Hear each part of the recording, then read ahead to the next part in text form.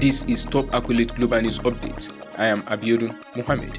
Ukraine has decided to fight on in the ruined city of Bakhmut because the battle is pinning down Russia's best units ahead of a planned Ukrainian spring counter-offensive, an aide to President Volodymyr Zelensky said. The comment by Mikhailo Podolyak were the latest signal of a shift by Kiev this week to continue the defense of the small eastern city, site of the war's bloodiest battle, as Moscow tries to secure its first major victory in more than half a year. Russia has made Bakhmut the main target of a winter push involving hundreds of thousands of reservists and mercenaries. It has captured the eastern part of the city and outskirts to the north and south, but has so far failed to close a ring around Ukrainian defenders. Kiev, which had seemed at the start of March to be planning to withdraw westward, announced this week that its generals had decided to reinforce Bakhmut and fight on.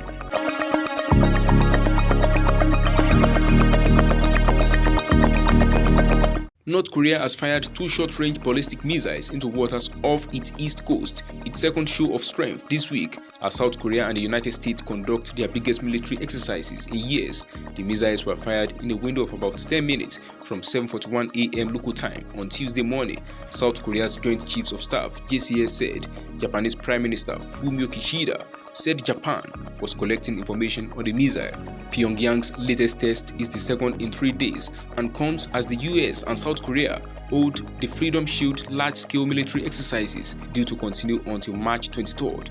It is the first time they have held such drills, which North Korea sees as a rehearsal for invasion since 2018. On Sunday evening, South Korea said it had detected the submarine launch, and North Korean state media said the following day that it had tested what is called 2 submarine-launched strategic cruise missiles. Earlier this month, leader Kim Jong-un ordered the military to intensify drills to deter and respond to a real war if necessary.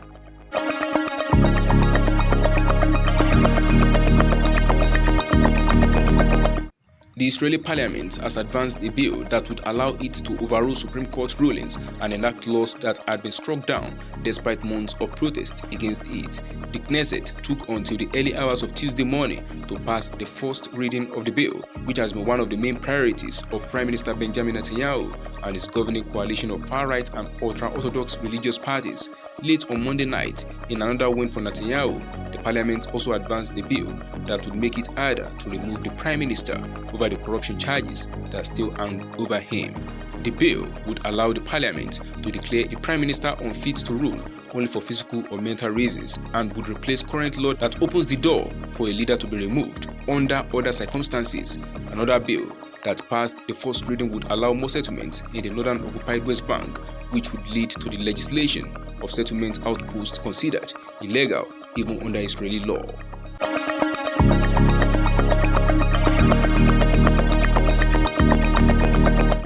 A police officer in the Philippines has been found guilty of murdering 2 teenagers in a rare conviction linked to the country's so-called war on drugs, in which former President Rodrigo Duterte urged officers to eliminate drug suspects. Local media reported more than 6,200 people, according to official figures, were killed in the bloody anti-narcotics campaign during Duterte's 6-year term, which ended in 2022.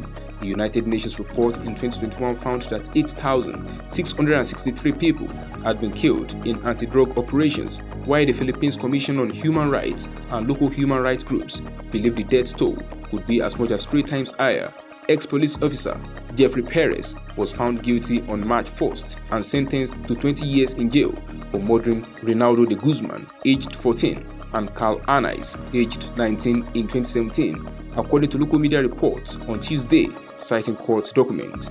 Perez was already serving a lengthy jail sentence after being found guilty by a court in November of torturing and planting evidence on the same teenagers. A co-accused, police officer Ricky Aquilita, died during the first trial. Both denied the charges.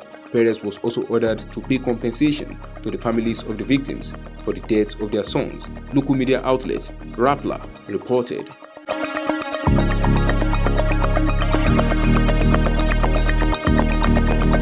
India plans to force smartphone makers to allow removal of pre-installed apps and mandate screening of major operating system updates under proposed new security rules, according to two people and a government document seen by newsmen. The new rules, details of which have not been previously reported, would extend launch timelines in the world's number 2 smartphone market and lead to losses in business from pre-installed apps for players including Samsung, Xiaomi, Vivo, and Apple. India's IT ministry is considering these new rules amid concerns about spying and abuse of user data, said a senior government official, one of the two people declining to be named as the information is not yet public. India has ramped up scrutiny of Chinese businesses since a 2020 border clash between the neighbors, banning more than 300 Chinese apps, including TikTok. It has also intensified scrutiny of investment by Chinese firms. That is the size of top accolade global news updates. You can follow us on our social media platforms as displayed on your screen. Happy Tuesday.